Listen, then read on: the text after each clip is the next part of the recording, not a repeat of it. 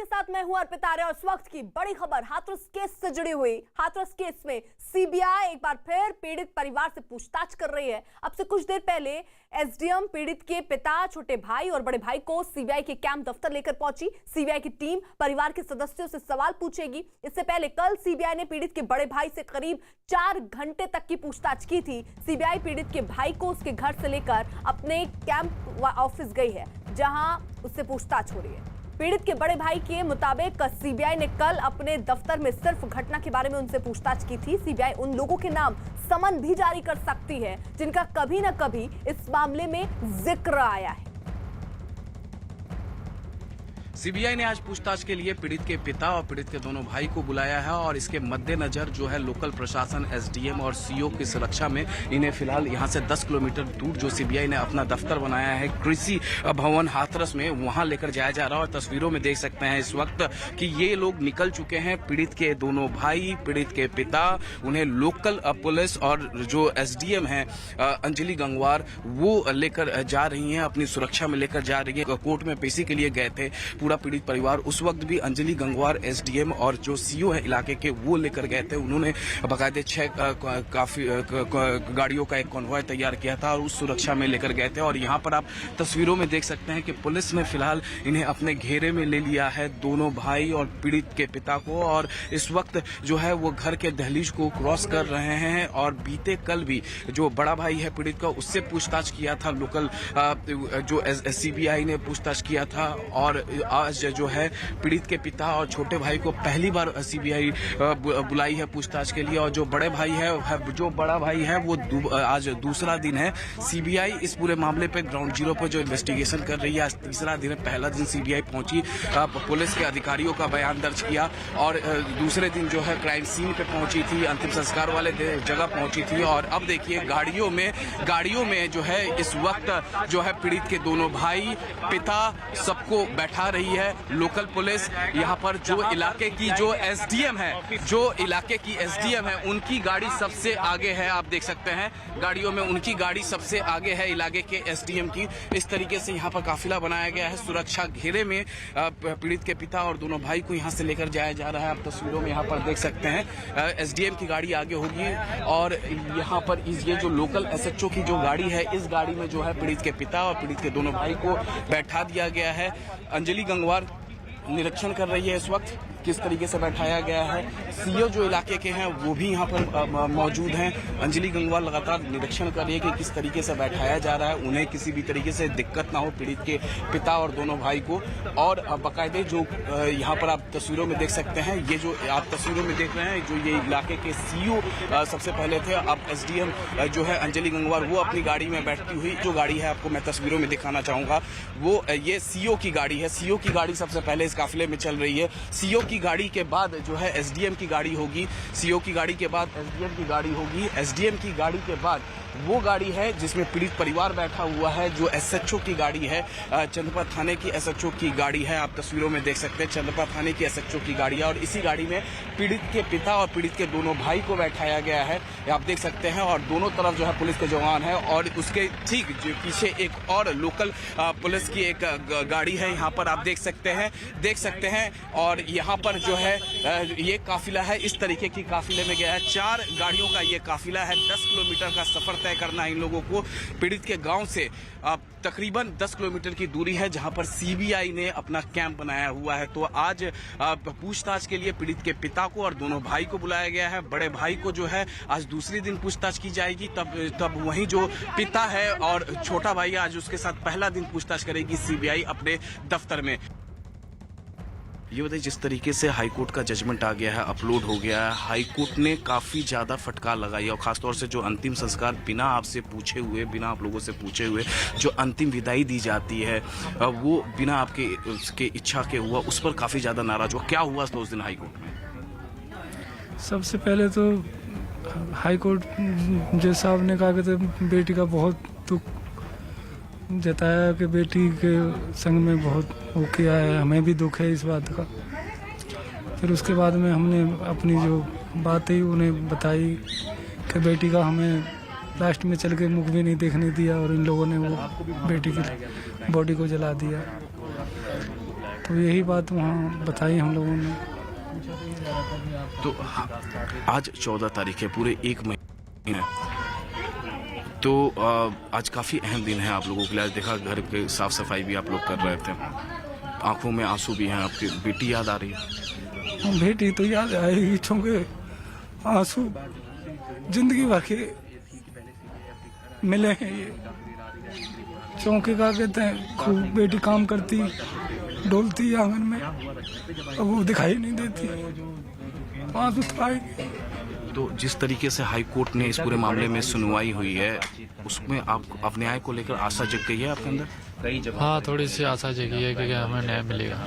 और सीबीआई जिस तरीके से मामले की जांच कर रही है, कल आपके बड़े भाई को, मां को लेकर गई स्पॉट पे, क्राइम स्पॉट पे ले गई, फिर अंतिम संस्कार वाले दिन जहां हुआ था वहां ले गई। हाँ, लेकर के गई थी। आशा जग रही है अब कि न्याय होगा, अब न्याय मिलेगा? हाँ, देखिए, अगर सीबीआई तो कर ही रही है अपना काम, अभी देखो लगता है हमें थोड़ा सा कि हाँ न्याय मिलेगा।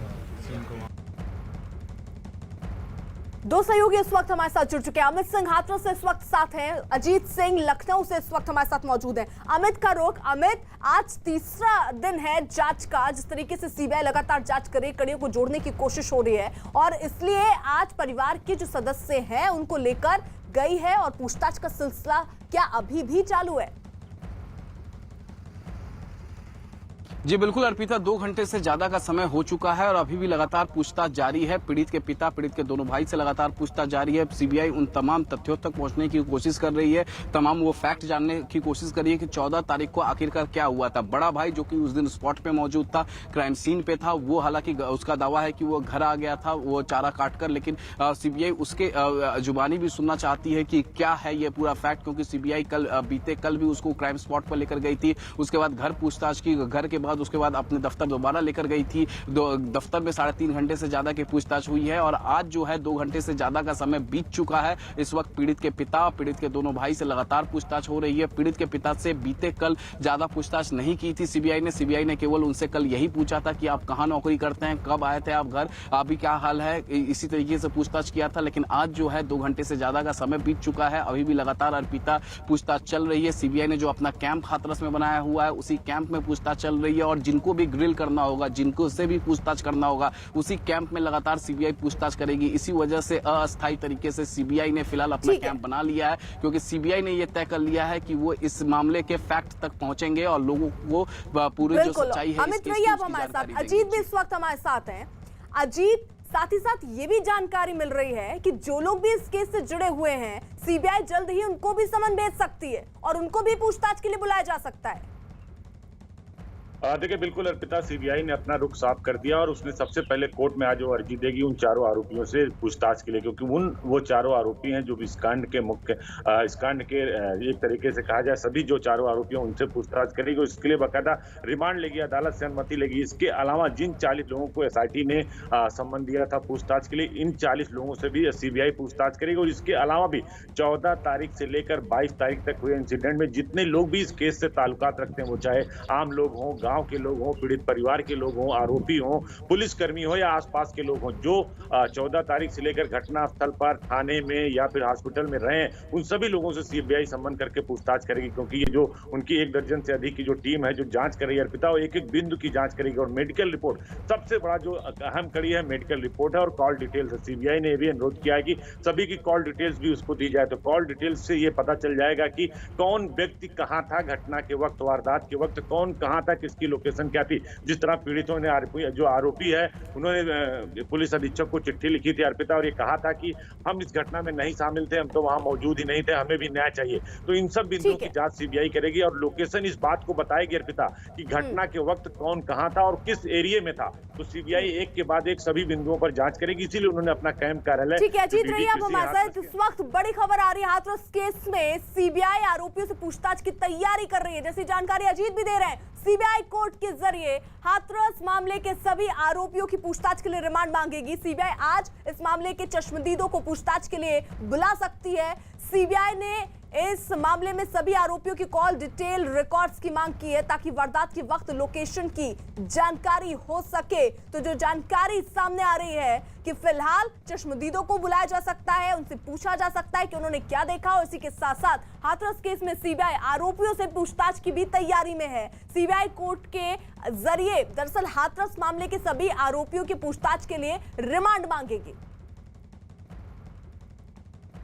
हाथरस केस की सबसे बड़ी पड़ताल। हाथरस में फॉरेंसिक टीम ने सबूत इकट्ठे किए। खेत में गई फॉरेंसिक एक्सपर्ट की टीम। पीड़ित के कपड़ों चप्पल की जांच।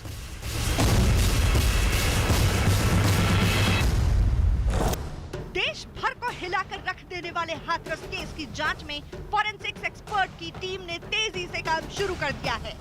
CFSL यानी सेंट्रल फॉरेंसिक साइंस लेबोरेटरी के एक्सपर्ट की टीम कल सीबीआई की टीम के साथ हाथरस में पीड़ित के गांव पहुंची और उसने बिना वक्त गंवाए घटना से जुड़े सबूत इकट्ठे करने शुरू कर दिए। हाथरस की घटना को 1 महीने बीत जाने के बाद सीबीआई की टीम फॉरेंसिक एक्सपर्ट के साथ पीड़ित के गांव पहुंची। फॉरेंसिक एक्सपर्ट उन तमाम जगहों पर गई जहां से उम्मीद लग रही थी कि कुछ सबूत मिल सकते हैं।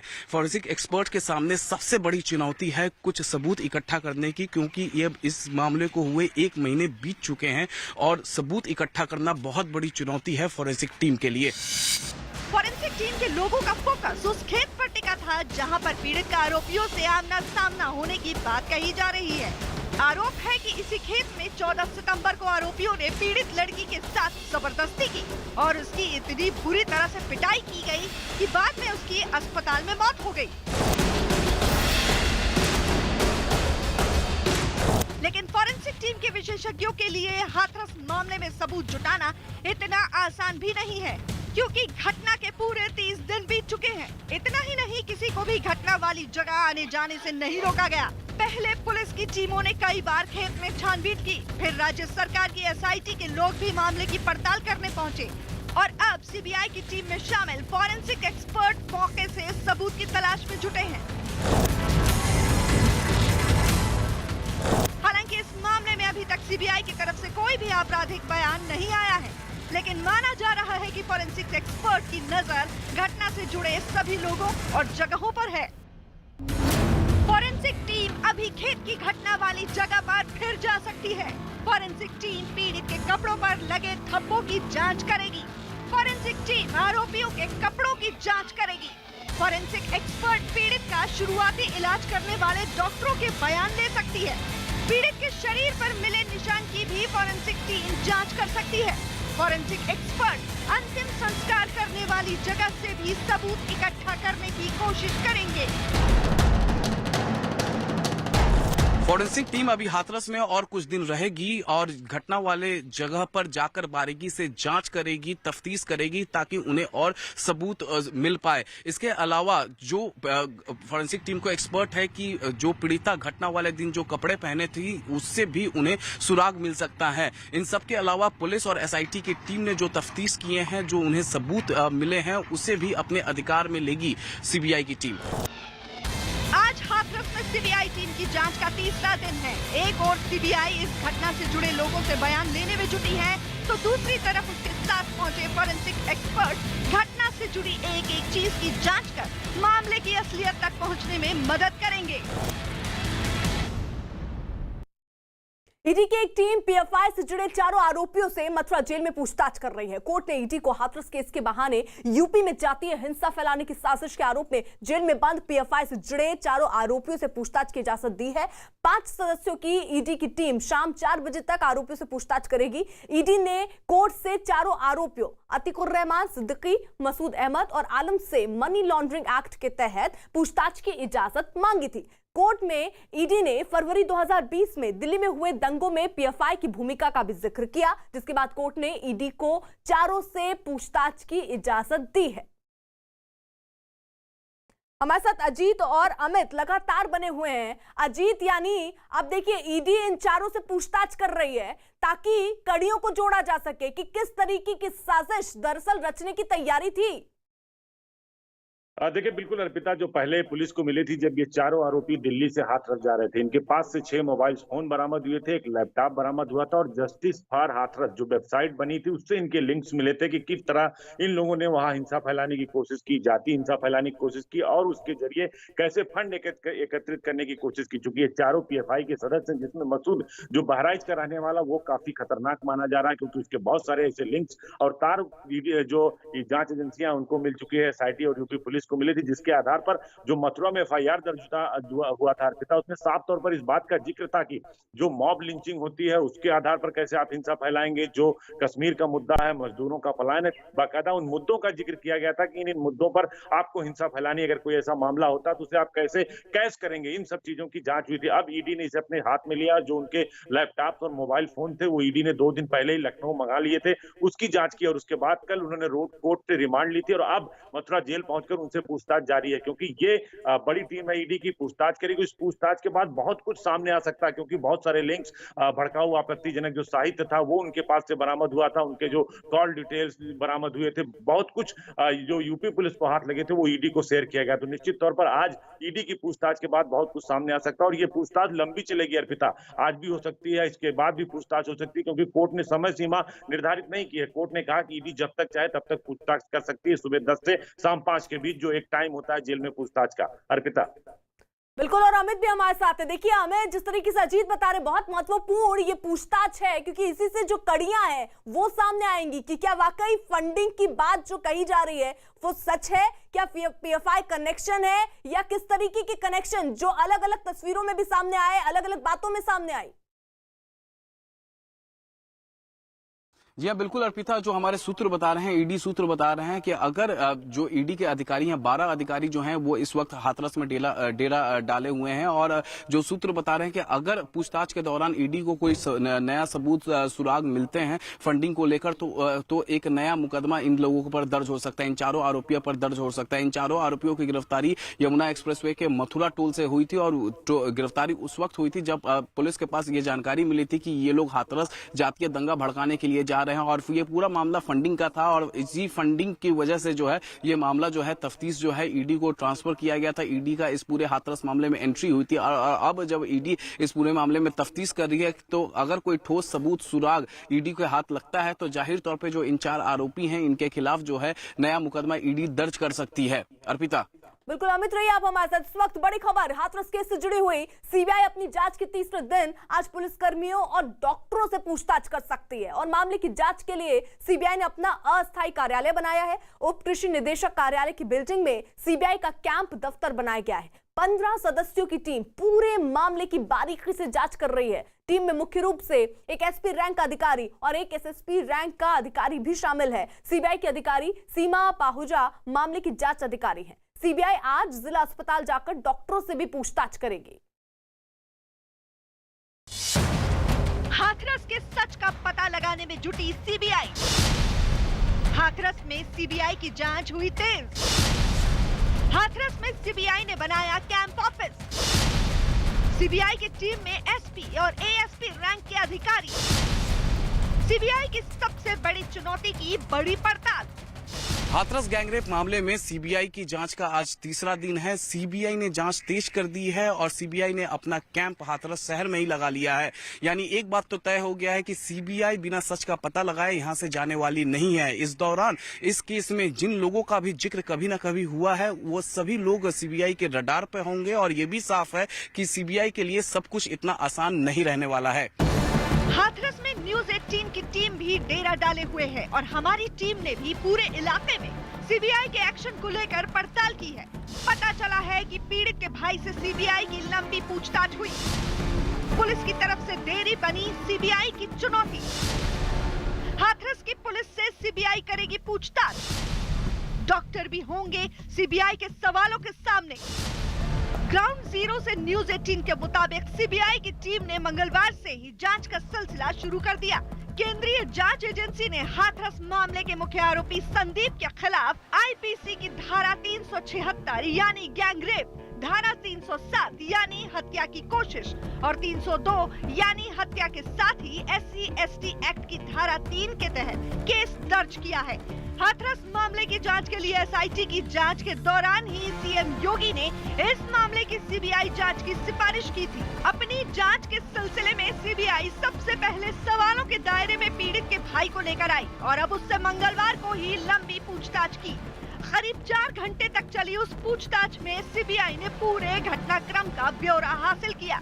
सामने यही आया कि इस केस में हाथरस पुलिस की तरफ से बड़े स्तर पर लापरवाही हुई है और सबसे बड़ी लापरवाही इस केस की जांच में हुई देरी है। और यही बात CBI के लिए सबसे बड़ी चुनौती बन गई है, क्योंकि हाथरस पीड़िता की वारदात के 72 घंटे के भीतर मेडिकल जांच नहीं हुई। घटना के 2 हफ्ते बाद पीड़ित के सैंपल फॉरेंसिक जांच के लिए भेजे गए, जिसकी वजह से फॉरेंसिक रिपोर्ट में कुछ भी साफ नहीं हो सका। लिहाजा CBI अब सबसे पहले हाथरस पुलिस और उन डॉक्टरों को सवालों के दायरे में लेगी जिनका इस केस से सीधा लेना देना था। ये बात यहाँ की फिजा में है कि इस केस की वजह से सूबे की पुलिस और सरकार की काफी किरकिरी हुई है और CBI की जांच रिपोर्ट आने के बाद खोई हुई साख वापस मिल सकेगी। इसके अलावा ये सब चीज इतना आसान नहीं रहने वाला है, क्योंकि जो हाथरस में कैंप CBI ने लगाया है उसमें ये बात जोरों से चर्चा में है कि CBI की तफ्तीश में की गई देरी की वजह से काफी दिक्कतें आ रही हैं और इसी वजह से सच्चाई तक पहुंचने में CBI को काफी मुश्किल हो रही है। न्यूज 18 इंडिया की पड़ताल में ये बात सामने आ गई है कि गाइडलाइंस के मुताबिक 96 घंटे के भीतर ही ऐसे मामले में फॉरेंसिक सबूत मिल सकते हैं।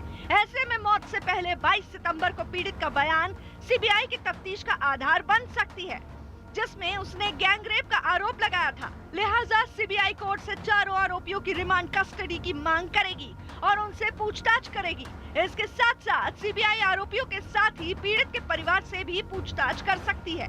CBI का ये भी प्लान है कि पीड़ित की मां से मजिस्ट्रेट के सामने बयान दिलवाया जाए, क्योंकि वो इस मामले की चश्मदीद है। अब ये बात सबके सामने आ चुका है कि शुरुआती FIR दर्ज करने के बाद हाथरस पुलिस ने किसी भी आरोपी का कोर्ट से रिमांड नहीं मांगा, यानी बिना पूछताछ किए ही उन्हें जेल भेज दिया। सबसे पहले जो मुख्य आरोपी था संदीप, उसकी गिरफ्तारी 20 सितंबर को हुई थी और उसके बाद 23 और 27 सितंबर को बाकी आरोपियों की गिरफ्तारी हुई थी और यही बात अब CBI को अखर रही है। न्यूज 18 इंडिया की पड़ताल में सामने आया है कि CBI की सबसे बड़ी चुनौती यही है कि हाथरस पुलिस ने इस मामले को पहले रेप का मामला माना ही नहीं था। शायद इसलिए किसी महिला अधिकारी को भी जांच में शामिल नहीं किया गया, जबकि रेप के मामलों में ऐसा करना बेहद जरूरी होता है।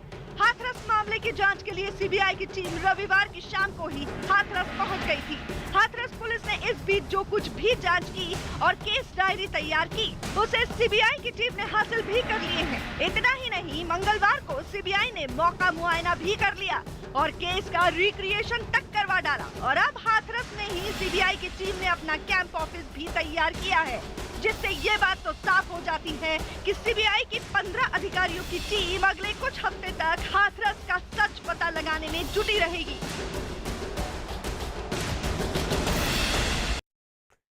अमित, आप हाथरस में मौजूद हैं और ग्राउंड जीरो से आप देख पा रहे हैं कि किस तरीके की चुनौती दरअसल अब CBI के सामने है, जिसका सामना आगे जैसे जैसे दिन बीत रहे हैं वो करेगी CBI। जी बिल्कुल, CBI के सामने चुनौतियां बहुत ज्यादा हैं, लेकिन CBI की जो एक्सपर्टीज है इसी चीज में है कि वो जो है जब जांच करती है तो आखिर में जो फैक्ट होता है, जो सच्चाई होती है, उसका पता लगा लेती है। फिलहाल जो है क्राइम सीन पे जब CBI पहुंची थी तो जाहिर तौर पे 25 दिन से ज्यादा का वक्त बीत चुका था क्राइम सीन पे। बहुत लोग क्राइम सीन पे जा चुके थे, पुलिस की टीम गई थी, जो यूपी सरकार द्वारा SIT बनाई गई थी, वहां वो टीम भी पहुंची थी। इसके अलावा काफी गाँव के लोग और जो दूसरे मीडिया कर्मी थे वो भी पहुंचे हुए थे क्राइम सीन पे। तो जाहिर तौर पे बहुत सारे एविडेंस जो होंगे वो नष्ट हो गए होंगे। इसी तरह से अंतिम संस्कार वाले स्थान पे जो था वहां भी जो है बहुत लोग गए थे और इसी वजह से जो है वहां भी जाहिर तौर पे CBI को बहुत मुश्किल होने वाली है। जो फॉरेंसिक टीम है उसको एविडेंस कलेक्ट करने के लिए बहुत मुश्किल होने वाले है और इसी वजह से जो है जो पीड़ित परिवार से बीते कल जो है वो CBI की टीम ने पूछताछ की थी। आधे घंटे घर में पूछताछ की और उसके बाद जो बड़ा भाई था उसको लेकर अपने साथ जो अपना कैंप ऑफिस है वहां संभाल लेकर पहुंची थी। आज जो है पीड़ित के पिता और दोनों भाई को के साथ लगातार पूछताछ हो रही है। 2 घंटे से ज्यादा का वक्त हो गया है और लगातार अभी भी पूछताछ जारी है। यही वजह है कि जो सीबीआई की टीम को दिक्कत जाहिर तौर पे आनी है, क्योंकि अब जो एविडेंस थे वो एविडेंस ज्यादा से ज्यादा कलेक्ट करने की कोशिश कर रही है। लेकिन देखिए बड़ी खबर आ रही है इस वक्त, बड़ी खबर हाथरस केस से जुड़ी इस वक्त की बड़ी खबर। यूपी सरकार ने सुप्रीम कोर्ट से हाथरस कांड की जांच की निगरानी अपने हाथ में लेने की अपील की है। यूपी सरकार ने सुप्रीम कोर्ट में एक हलफनामा भी दाखिल किया है। हाथरस मामले की जांच सीबीआई कर रही है और यूपी सरकार चाहती है कि किसी तरह का विवाद ना हो, इसलिए जांच की निगरानी खुद सुप्रीम कोर्ट करे। और इतना ही नहीं, यूपी सरकार के मुताबिक अगर कोर्ट चाहे तो सीबीआई के तय समय में जांच के उसे निर्देश भी दे सकती है। सुप्रीम कोर्ट में हाथरस कांड की जांच सीबीआई से कराने और सुनवाई यूपी से बाहर करवाने के मामले में कई याचिकाएं दायर की गई थी, जिस पर यूपी सरकार ने यह हलफनामा दायर किया है।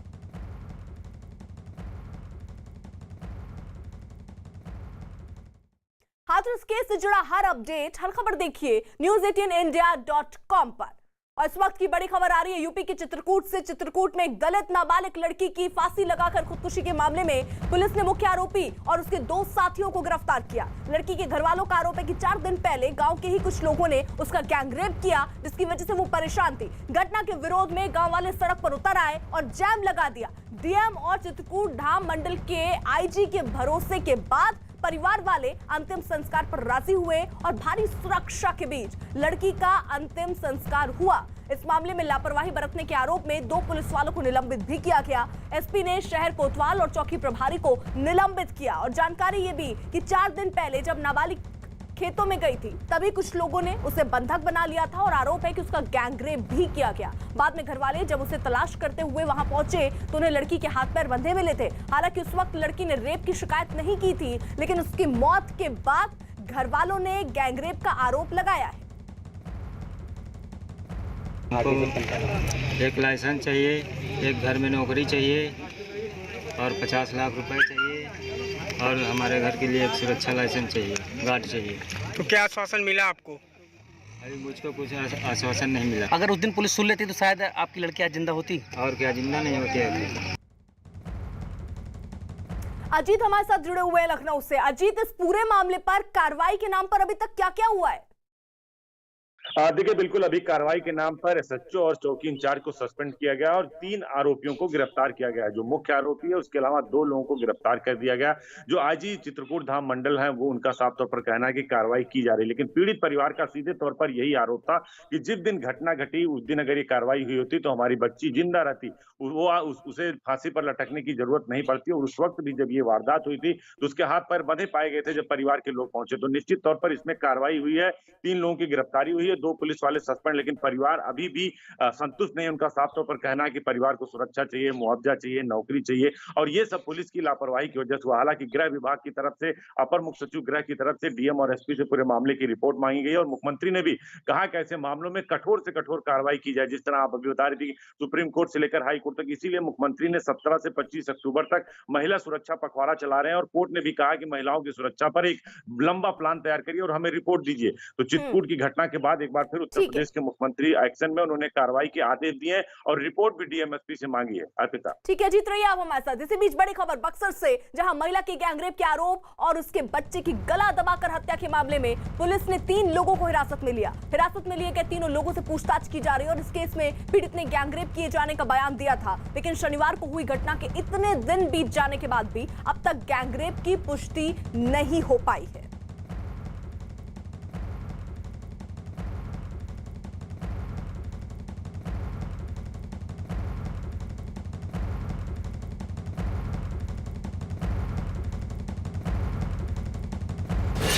न्यूज 18 इंडिया की एक्सक्लूसिव पर्दा,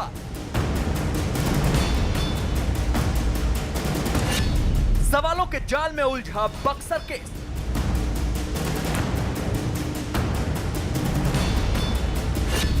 बहत्तर घंटे से मेडिकल रिपोर्ट का इंतजार।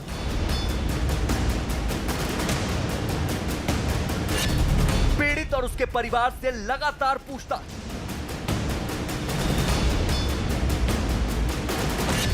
पुलिस ने कुछ लोगों को हिरासत में लिया।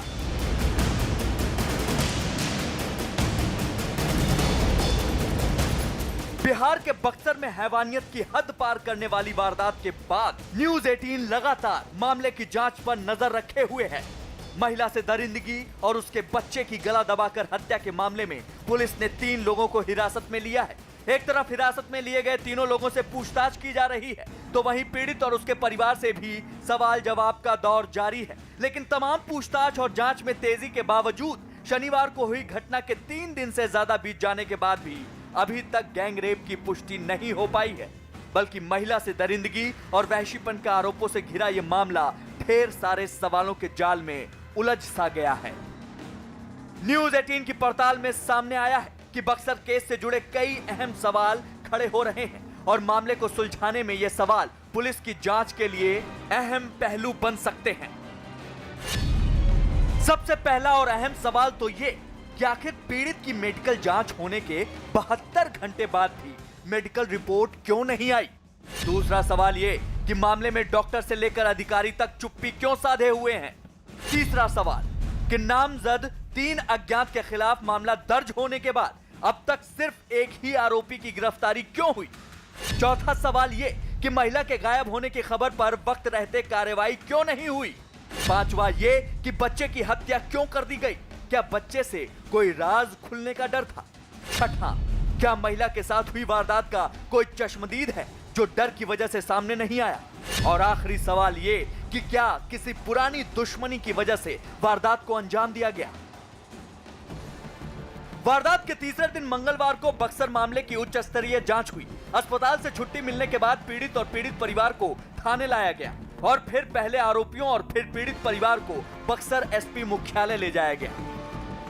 बक्सर दुष्कर्म मामले की तफ्तीश लगातार जारी है। ये देख सकते हैं पीड़ित महिला को पुलिस लेकर जा रही है, लगातार पूछताछ हो रही है। इससे पहले जो हिरासत में लिए गए हैं, जो गिरफ्तार किए गए हैं, उनको पुलिस लेकर गई और अब परिवार वालों को लेकर ले जा रही हैं। जो इस केस की आईओ है यानी इन्वेस्टिगेशन ऑफिसर हैं, महिला हैं, स्पेशल केस है, इसलिए महिला पुलिस अधिकारी मामले की जाँच कर रही है।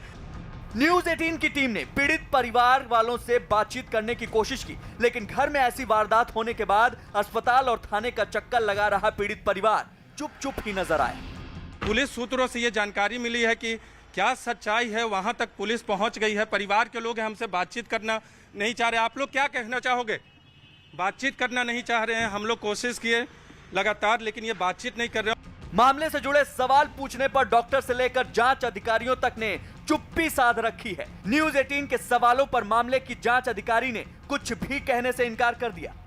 नीतू प्रिया देख रही हैं, जो कि जांच अधिकारी हैं, महिला जांच अधिकारी हैं, क्योंकि स्पेशल केस है। नीतू जी, कितनी देर में इस पूरे मामले का अनुसंधान पूरा हो जाएगा, अगर आप हमसे बात करना चाहे तो? जी, अब तक मामले में एक आरोपी की गिरफ्तारी हो चुकी है, लेकिन बाकी सभी आरोपियों को पकड़ा जाना बाकी है। हालांकि पुलिस ने कुछ लोगों को हिरासत में लेकर पूछताछ की है, जिससे मामले की तह तक पहुंचना आसान जरूर हुआ है। बक्सर दुष्कर्म मामले में लगातार पुलिस की जांच जारी है। इस वक्त आप देख सकते हैं एक आरोपी को यहां से ले जाया जा रहा है, बाकी लोगों को भी पुलिस ने गिरफ्तार किया है, हिरासत में रखा है और उनको लेकर अनुसंधान को पूरा करने का काम किया जा रहा है। मंगलवार को करीब 3 घंटे तक डीआईजी की मौजूदगी में एसपी और जांच अधिकारी ने पीड़ित परिवार और हिरासत में लिए गए लोगों से पूछताछ की, जिसके बाद बक्सर पुलिस ने मामले को जल्द से जल्द सुलझाने का दावा किया है। अभी सर कांड अनुसंधान अंतर्गत है सर, हर बिंदु पे हम लोग जांच कर रहे हैं सर। आपको 24 घंटे के अंदर डिटेल बता दिया जाएगा। डीआईजी सर का कुछ निर्देश प्राप्त हुआ है, उस पर हम लोग काम कर रहे हैं सर, जल्दी बता दिया जाएगा सर। सर आपको बता देंगे हम लोग, सर बता देंगे सर। अभी आपको फिलहाल जो है कि कोई इसमें नया अपडेट यही है कि डीआईजी सर का कुछ निर्देश प्राप्त हुआ है, उस निर्देश पर हम लोग काम कर रहे हैं सर, हर बिंदु पर जाँच कर रहे हैं। जाँच के बाद स्पष्ट जो है कि आपको बता दिया जाएगा सर। लेकिन बेटी की हालत से मायूस परिवार के बेबस चेहरों ने बहुत कुछ बयां कर दिया। मामले में अब तक कोई पुख्ता जानकारी न मिलने की वजह से पीड़ित के पिता और भाई निराश नजर आए। कुछ बताया गया है अभी तक? नहीं। क्या कहा गया आप लोग को? कुछ नहीं। आपको? पीड़ित महिला के पिता हैं ये, आपको क्या कहा गया? कुछ नहीं किया गया। तो कोई मेडिकल रिपोर्ट, पोस्टमार्टम रिपोर्ट के बारे में बताया गया है? कुछ हम लोग का बताया नहीं गया। हम लोग चुपचाप बैठे हुए हैं। तो आप लोग यहाँ क्यों रुके हैं? पुलिस ने क्या कहा है? ये बारा हम कह रहल बनी कि माने काहे हम रुकल बनी जी, तो साहब कहते कि अभी वहाँ बयान देवे के बाद तब जइहल तो 4-5 दिन तो बयान होता हमने के कुछ बुझाते। डीआईजी साहब और एसपी साहब से भी आप लोग की मुलाकात हुई थी, कोई बातचीत हुई क्या? उन्होंने पूछा आपसे? कुछ नहीं है, हमने के कुछ बताते नहीं कि जाना हमने के कोई कहता कुछ। तो आप लोगों ने जो आरोप लगाया है उस पर कुछ बातचीत हो रही है कि पुलिस क्या कह रही है जो आरोप लगाया है आप लोगों ने गैंगरेप का? कुछ हम लोग का मालूम नहीं। हाँ, हम लोग चुपचाप बैठे हुए। न्यूज़ 18 को मिली खबर के मुताबिक ये मामला शनिवार 10 अक्टूबर की सुबह करीब 10 बजे का है, जब महिला बैंक में पैसा जमा कराने घर से निकली थी। महिला के साथ उसका 5 साल का बेटा भी था, लेकिन देर शाम तक दोनों जब घर नहीं लौटे तो परिवार वाले दोनों की तलाश में जुट गए। रविवार 11 अक्टूबर को सुबह करीब 3 से 4 बजे के बीच नदी से महिला और बच्चा बंधी हुई हालत में मिले। परिवार वालों ने फौरन पुलिस को इत्तला दी। इसके बाद घर वाले पीड़ित मां बेटे को लेकर मुरार पीएचसी पहुंचे, लेकिन पीड़ित की हालत ज्यादा खराब होने की वजह से उसे बक्सर रेफर कर दिया गया, मगर तब तक बच्चे ने दम तोड़ दिया था। यहां जांच में दावा किया गया कि बच्चे की गला दबाकर हत्या की गई। वहीं बिहार में जल्द होने वाले चुनाव के बीच ऐसी वारदात ने राजनीतिक पार्टियों को एक दूसरे पर कीचड़ उछालने का मौका दे दिया है। इस बीच केंद्रीय मंत्री अश्विनी चौबे भी बक्सर पहुंचे और मामले में डीजीपी और एसपी से बात की। अधिकारियों से मुलाकात के बाद अश्विनी चौबे ने बताया कि इस मामले में कड़ी कार्रवाई के निर्देश दिए गए हैं। उन्होंने दावा किया कि मामले में किसी भी आरोपी को बख्शा नहीं जाएगा। जांच का विषय है और साथ साथ जो गैंगरेप की बात आई है उस पर पूरी प्रशासन जांच कर रही है। कुछ लोगों को गिरफ्तार भी किया है, जांच चल रहा है। तो जांच में आंच नहीं होनी चाहिए जी, वो जांच अच्छी तरह हो और जल्दी से जल्दी उस निष्कर्ष पर पहुंचे। हमें विश्वास है कि हमारे पुलिस प्रशासन और इसके बारे में पूरी तहकीकात करके और दूध का दूध पानी का पानी जरूर करेंगे और जो भी दोषी होगा ऐसे गुनाहगारों को सजा मिलेगी। उच्च स्तरीय जांच के बाद बक्सर पुलिस ने जल्द अंतिम कड़ी तक पहुंचने का दावा किया, लेकिन फिलहाल सिर्फ एक आरोपी ही गिरफ्तार किया गया है, जबकि बाकी सभी आरोपियों की तलाश जारी है। और जब तक बाकी आरोपियों की गिरफ्तारी नहीं होती तब तक बिहार पुलिस के लिए चैन की सांस लेना मुश्किल ही है। लेकिन खून खौलाने वाली इस वारदात ने बिहार के बढ़ते क्राइम ग्राफ से जुड़े कई सवालों को सिर उठाने का मौका दे दिया है। बक्सर केस से जुड़ा हर अपडेट, हर खबर देखिए news18india.com पर।